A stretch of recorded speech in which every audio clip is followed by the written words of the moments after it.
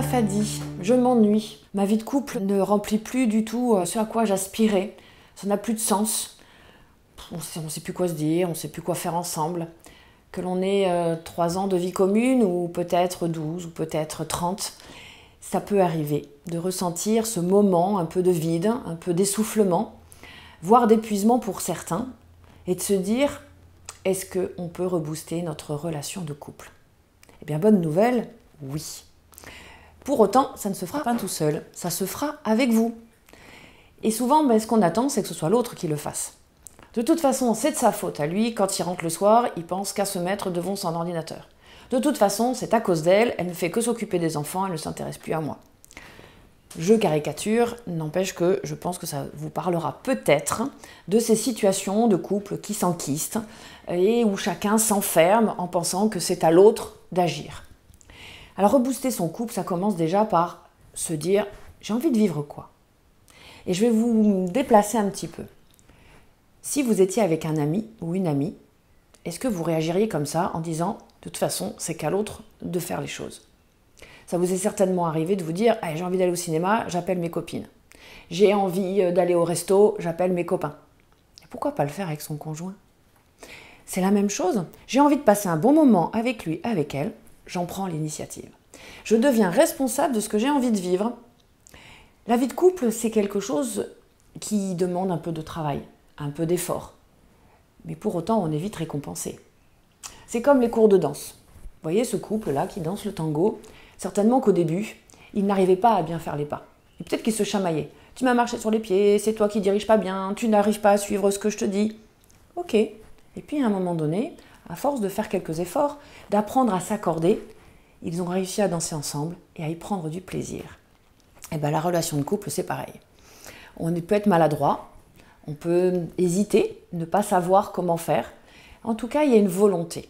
Donc si j'ai la volonté que mon couple soit bien, soit agréable, que j'y trouve mon compte, qu'est-ce que je peux faire pour? Et ça va concerner tous les domaines de la vie. La manière dont je dis bonjour, la manière dont je dialogue, la manière dont je vais dans la sexualité, la manière dont je propose des activités communes, et puis aussi la manière dont je m'occupe de moi. Parce que si je suis bien, moi, dans mes baskets, je vais être souriant, détendu, je vais avoir envie de proposer à l'autre, de partager de bons moments. Le couple, c'est quelques efforts et c'est aussi du plaisir, c'est aussi de la joie à partager. Alors il y a quelques bons ingrédients. D'abord, c'est de commencer par faire comme avec des amis, à avoir un minimum de politesse. Combien de couples j'accueille qui ne se disent plus ni bonjour ni au revoir, qui ne se disent plus s'il te plaît, qui ne se remercient plus. Voilà, recommencez par ça, tout simplement. Et puis, recommencer par des choses toutes simples de la vie. On peut s'émerveiller ensemble devant une rose qui pousse dans le jardin. On se moque souvent des amoureux devant un coucher de soleil. Mais finalement, ils partagent un moment de complicité en s'émerveillant devant ce coucher de soleil. Devant quoi vous pourriez vous émerveiller ensemble? Peut-être devant votre enfant qui est en train de marcher pour la première fois. Qu'est-ce qui va vous permettre de retrouver ce sourire ensemble, en même temps, même si ça ne dure que 1 minute? Et peut-être que ça vous donnera envie de le partager pendant 10 minutes, voire 1 heure. Voilà, toutes ces petites choses de la vie.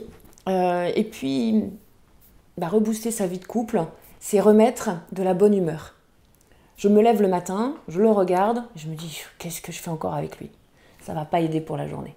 Par contre, si on se dit, ah oui, finalement, je ne le connais pas encore, qu'est-ce que j'ai à découvrir de lui?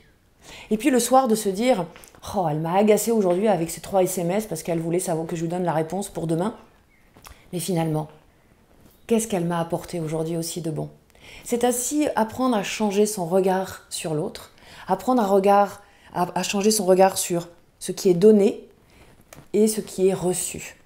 Parce que souvent, en fait, dans la relation de couple, quand on a l'impression qu'elle s'affadit, c'est qu'on a l'impression que l'autre ne nous apporte plus rien de ce qu'on attend.